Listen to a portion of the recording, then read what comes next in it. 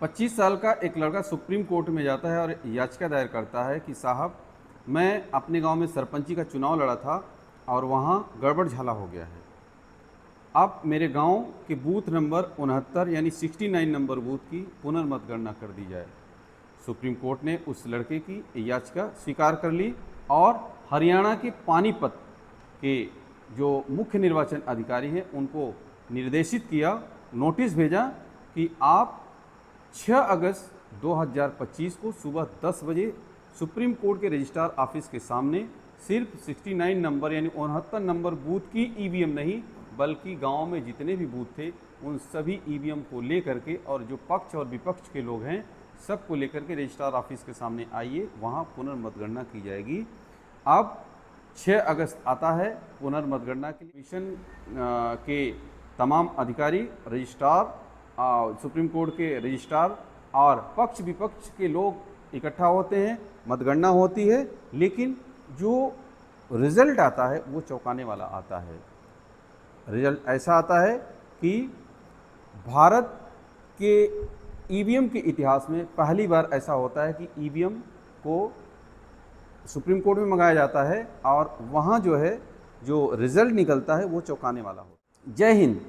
आज की इस सच्ची घटना के माध्यम से हम ये जानने की कोशिश करेंगे कि आखिर में उस लड़के की हार कैसे हुई और फिर जब ईवीएम को सुप्रीम कोर्ट में मंगाया गया तो उसकी जीत कैसे हुई।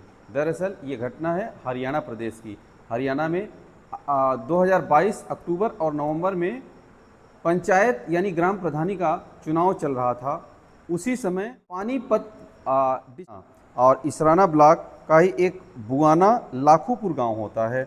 बुआना लाखोपुर में लगभग 5076 वोटर होते हैं और इसमें कई यानी करीब 7 लोग अपनी अपनी किस्मत को आजमाने के लिए उतरते हैं, जिसमें से नाम होता है कुलदीप मलिक, मोहित मलिक, जसवंत सिंह और नवीन कुमार, महावीर, समीर और सुनील कुमार।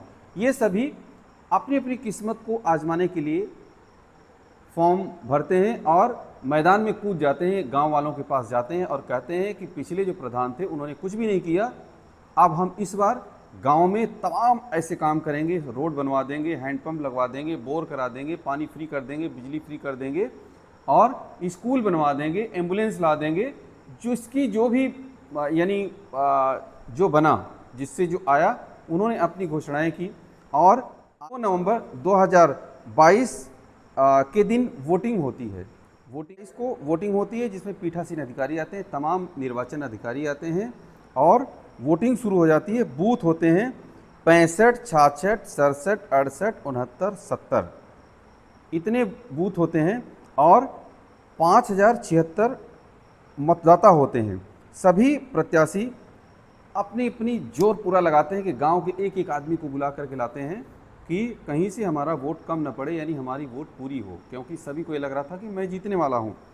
अब वोट कितनी पड़ती? 3767 वोटें पड़ती हैं। वोट पड़ जाती है, शाम को मतगणना शुरू हो जाती है। मतगणना शुरू होती है तो मतगणना के साथ साथ वीडियोग्राफी भी हो रही थी, फोटोग्राफी भी हो रही थी। अब जो मोहित मलिक नाम का जो लड़का था वो उसको विजयी घोषित कर दिया जाता है। विजयी घोषित करने थोड़ी ही देर बाद जो कुलदीप मलिक नाम का व्यक्ति होता है वो कहता है कि नहीं, दोबारा से ये इसकी मतगणना की जाए, यानी पुनर्मतगणना की जाए। जब पुनर्मतगणना की जाती है तो मलिक को जो है वो जीत हासिल हो जाती है और उनको मिलता है 1117 वोट मिलती है और कुलदीप मलिक को जो है पीठासीन अधिकारी द्वारा उनकी फॉर्म 19 और 21 भी फॉर्म दे दिया जाता है, साथ ही जो जीत का प्रमाण पत्र है वो भी दे दिया जाता है। अब उसके थोड़ी ही देर बाद पूरा दिमाग लगाया मोहित ने और बहुत सारे गुणाभाग अपने समर्थकों के साथ किया।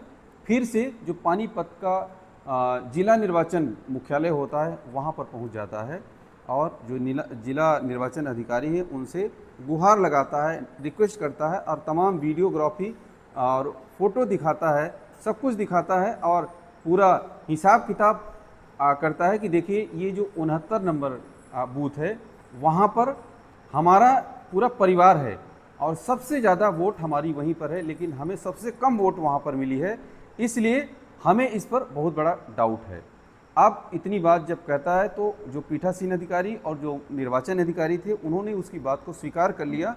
स्वीकार करने के बाद मतगणना फिर से कराया। मतगणना जब दोबारा हुई तो मोहित मलिक जीत जाता है और उसको जो है निर्वाचन आयोग की तरफ से उसको भी जीत का प्रमाण पत्र दिया जाता है, फ़ोटो खिंचाई जाती है और जो 19 नंबर फॉर्म होता है वो दे दिया जाता है और 21 भी, ये सब दे। अब वो जैसे ही गांव में आता है, ये दोनों के जो जीत के प्रमाण पत्र थे अब बड़े तेज़ी से सोशल मीडिया पर वायरल होने लगते हैं कि एक ही गांव में दो प्रधान कैसे हो सकते हैं। अब दोनों पक्षों में आपस में लड़ाई होने लगती है। अब इस लड़ाई को देखते हुए तमाम अधिकारी आ जाते हैं गांव में। उन अधिकारियों के साथ भी बताया जाता है कि कुछ मतलब इस प्रकार की बात होती है जो नहीं होनी चाहिए, यानी लड़ाई झगड़ा उन सब से भी की जाती है। इतने में कोई पुलिस को फ़ोन लगाता है, पुलिस आती है और पुलिस के कई अधिकारी आते हैं और पुलिस इतनी आती है कि पूरे गांव को जो है छावनी में तब्दील कर दिया जाता है कि ताकि कोई हल्ला हंगामा और कोई इस प्रकार की कोई अप्रिय घटना न हो जिससे कि लोगों को दिक्कत हो या कोई ऐसी कानून व्यवस्था। अब कुलदीप मलिक हरियाणा और पंजाब हाईकोर्ट यानी चंडीगढ़ हाईकोर्ट में जाते हैं और वहाँ एक पिटीशन दायर करते हैं कि हम गांव के जीते हुए मुखिया हैं, प्रधान हैं और हमें जो है इस प्रकार से वहाँ विरोध का सामना करना पड़ रहा है। जब वहाँ सुनवाई, कुलदीप सिंह मलिक ने हाईकोर्ट में कहा कि साहब मैं विधिवत सरपंच हूँ अपने गांव का, मेरे पास जीत का प्रमाण पत्र है, तमाम वीडियोग्राफी है और मेरे पास फॉर्म 19 और फॉर्म 21 भी है, लेकिन मुझे फिर भी गांव का प्रधान नहीं माना जा रहा है।